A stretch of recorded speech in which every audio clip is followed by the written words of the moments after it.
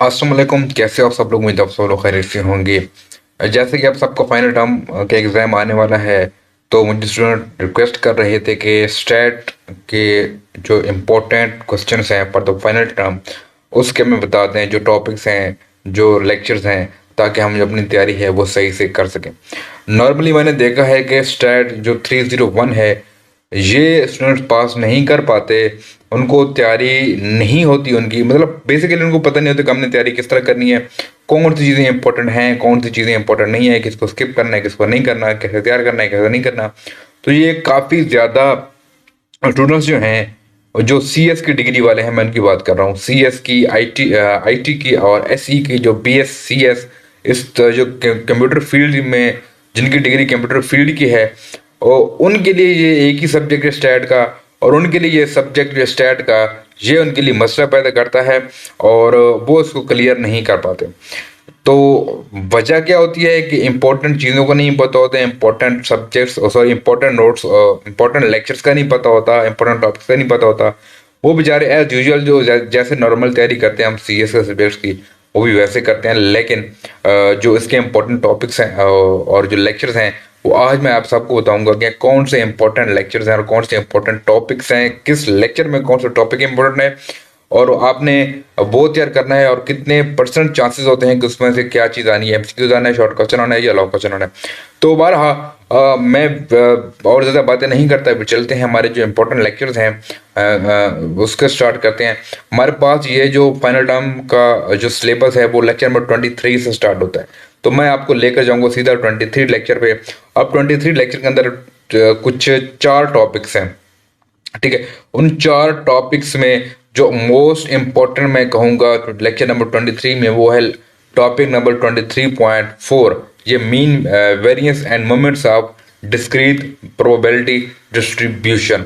ठीक है, आपने ये टॉपिक इस लेक्चर में सही से तैयार करना है, एज वेल एज जो प्रॉपर्टीज ऑफ एक्सपेक्टेड वैल्यूज हैं, इसको आपने गो थ्रू करना है। ये दो काफ़ी ज़्यादा इंपॉर्टेंट मैं कहूँगा।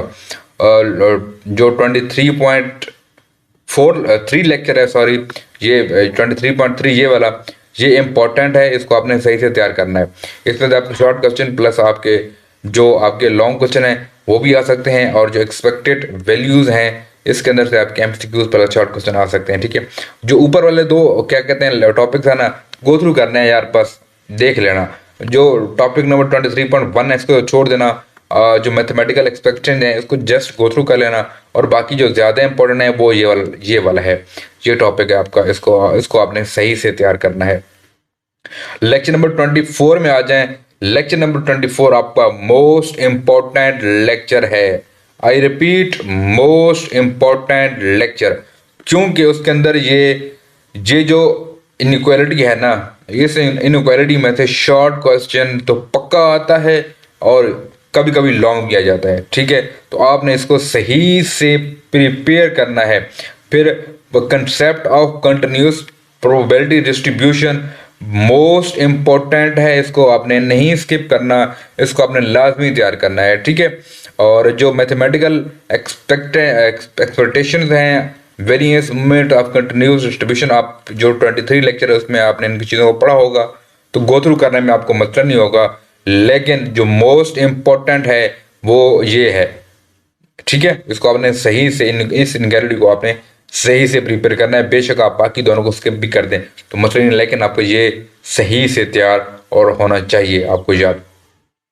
लेक्चर नंबर 25 में पर अगर आप आ जाएं तो उसका जो ये डेरिवेट प्रोबेबिलिटी डिस्ट्रीब्यूशन है लेक्चर नंबर 25 में, टॉपिक नंबर 2, ये काफ़ी ज़्यादा इंपॉर्टेंट है। आई रिपीट, ये काफ़ी ज़्यादा इंपॉर्टेंट है। ठीक है, इसको बेशक आप स्किप कर दें, जो पहले वाला है तो मसला नहीं है, लेकिन आपको ये सही से तैयार होना चाहिए। लेक्चर नंबर 26 में आ जाएं तो वही आपके पास न्यूज़ है, तो आपने इसको स्किप नहीं करना। ठीक है, आपने इसको स्किप नहीं करना। नेक्स्ट जो उसका टॉपिक नंबर 2 है, इसको जस्ट गो थ्रू कर लेना यार। ठीक है, सिर्फ गो थ्रू करना है और कुछ नहीं करना, ज़्यादा रट्टा वट्टा नहीं मारना इस पर बैठ के। जस्ट जिसका जो टॉपिक नंबर 1 है इसको हमने सही तैयार करना है। लेक्चर नंबर 27 में अगर आप आ जाएं तो ये चीज़ रिपीट हो रही है, जो टॉपिक नंबर 1 पे है उसको आप छोड़ दें। ये टॉपिक नंबर 2 पे जो है ये आपने इसको देख लेना है, तैयार कर लेना। और बाकी हाँ, डिस्क्रीट यूनिफॉर्म डिस्ट्रीब्यूशन ये इंपॉर्टेंट है, इसमें आपको सही से आपने तैयार करना है। सही से मतलब सही होता है, जो जो कह रहा हूँ गो थ्रू करना है, जस्ट वो गो थ्रू करना है ना, तो दौड़ा नहीं है उससे। जो कह रहा हूँ सही से तैयार करना है तो मतलब सही से उसको तैयार करना है। लास्ट में जो इंट्रोडक्शन टू बाइनोमियल डिस्ट्रीब्यूशन है, लेक्चर नंबर 28 में सारा बाइनोमियल डिस्ट्रीब्यूशन है। तो अगर आप यहाँ से इंट्रोडक्शन उसको पढ़ लेंगे, ठीक है, आपने जस्ट रीड आउट करना है। फिर आपने जो मोस्ट इंपोर्टेंट है कि ये बाइनोमियल डिस्ट्रीब्यूशन लेक्चर नंबर 28 में जो टॉपिक नंबर 1 है 28 का, इसको आपने सही से प्रिपेयर करना है। इसमें से लॉन्ग भी लग जाता है और शॉर्ट भी जाता है, ठीक है। एमसीक्यूज भी आते हैं इसमें से, कोई ना कोई लॉन्ग या शॉर्ट इनमें से पक्का एक दो आता होता है, ठीक है। Fitting a binomial distribution to real data, just read out करना, ज्यादा इसमें दिमाग नहीं खपाना। हाइपर ज्योमेट्रिक डिस्ट्रीब्यूशन इंट्रोडक्शन है तो रीड कर लेना, बाकी इसकी सारी बातें लेक्चर नंबर 29 में है। तो आपको जो हाइपर ज्योमेट्रिक डिस्ट्रीब्यूशन है इसको तैयार करना है, ठीक है ना। बाकी इसके अंदर कुछ चीज़ नहीं है, जो गो थ्रू अगर करना चाहो तो कर लो, टाइम हो तो छोड़ना नहीं है, गो थ्रू करना है, रट्टे बैठ के नहीं मारने, जस्ट गो थ्रू करना है। लेकिन ये जो हाइपर ज्योमेट्रिक डिस्ट्रीब्यूशन है इसको आपने सही से तैयार करना है। लेक्चर नंबर 30 में आ जाएं, एंड नॉर्मल डिस्ट्रीब्यूशन को छोड़ दो, the standard normal distribution just read करना है यार, जस्ट रीड का मतलब है रीड करना, बाकी छोड़ दो। लेक्चर नंबर 31 में आ जाओ तो कुछ नहीं है इसके अंदर, बस गो थ्रू करना, समझ आ जाए चीज़ों की, बाकी स्किप कर देना, रटी मारना, बेशक इनको स्किप भी कर दो। अगर थोड़ी बहुत नॉलेज है तुम्हें, थोड़ा बहुत अगर तुमने पढ़ा हुआ है स्टैट के बारे में, किसी मैं सबकी बात कर रहा हूँ जो स्टूडेंट्स हैं, अगर थोड़ा बहुत उनको आइडिया है, थोड़ा बहुत कंसेप्ट है स्टैट का, तो वो इन दोनों टॉपिक्स को छोड़ भी सकते हैं।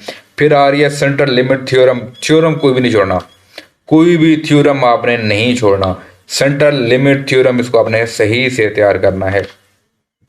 लेक्चर नंबर 32 में आ जाओ, अगर आप इस दोनों टॉपिक्स को ना एक बार दौड़ा लोगे ना नज़र, तो आपका टाइम नहीं ज़ाया होगा, पहली बात। दूसरी बात ये कि आपके जो एक कुछ थोड़े से इसमें आ जाते हैं वो आप क्लियर कर लोगे। बाकी आप अगर चाहो, अगर आपका कंसेप्ट है इस बारे में, इस सब्जेक्ट को लेकर, इन चीज़ों को लेकर, डिस्ट्रीब्यूशन सैम्पलिंग डिस्ट्रीब्यूशन के बारे में अगर थोड़ा सा आपका कंसेप्ट है, थोड़ा सा कंसेप्ट है, तो बेशक आप लेक्चर नंबर 32 स्किप कर दो, कोई मसला नहीं है। लेक्चर नंबर 33 में आ जाओ, the point of estimation and desirable qualities for good point estimate, point of estimation को आपने बस रीड आउट कर लेना है। आपको पता हो कि पॉइंट ऑफ एस्टिमेशन होता क्या है, जस्ट इतना। नेक्स्ट हमारे पास जी मेथड ऑफ पॉइंट एस्टिमेशन, छोड़ दो इसको। एंड लेक्चर नंबर 35 लाजमी तैयार करना, ठीक है, इसमें से आपके शॉर्ट क्वेश्चन आ जाते होते हैं। 36 में आ जाओ, 36 में कुछ चीज़ नहीं इंपॉर्टेंट नहीं है, बस अब वो टेस्टिंग को देख लेना, थोड़ा सा बस रीड आउट करना है और कुछ नहीं करना है उसका। और 37 में भी वही चीज़ रिपीट हो रही है, तो रीड आउट कर लेना, बाकी मैं कुछ नहीं। 38 में भी वही चीज़ है, और 39 में आ जाओ वही चीज़ रिपीट हो। हाँ, द स्टूडेंट टी डिस्ट्रीब्यूशन, इसको आपने रीड आउट कर लेना है 39 के अंदर, ठीक है। ये थोड़ा इंपॉर्टेंट लग रहा है मुझे, और क्या है इसको रीड आउट करना। बाकी 40 के अंदर भी कुछ चीज़ नहीं है, 41 के अंदर भी ऐसी कुछ चीज़ नहीं है, 42 के अंदर है एफ डिस्ट्रीब्यूशन, रीड आउट करना है। और 43 के अंदर भी कुछ नहीं है, अब 44 के अंदर भी कुछ नहीं। हाँ, ये 44.3 जो टॉपिक है इसको आपने लाजमी तैयार करना है। और 45 के अंदर भी सेम जो 45.1 टॉपिक नंबर है इसको भी आपने सही से तैयार करना है। बाकी चीज़ें इसके अंदर इम्पोर्टेंट नहीं है। आई रिपीट, मैंने क्या कहते हैं, ये जो मेन टॉपिक्स थी, जो मेन लेक्चर थे, वो मैंने आपको बता दिए। होप सो आपको अच्छे लगे होंगे, समझी होगी, और आपने इनको सही से तैयार करना है। किसी का कुछ क्वेश्चन, कुछ क्वेरी हो, नीचे कमेंट कर दें। और किसी ने ऑनलाइन क्लास लेनी हो, मुझे मेरे फेसबुक पेज पर मुझसे कांटेक्ट कर सकते हैं।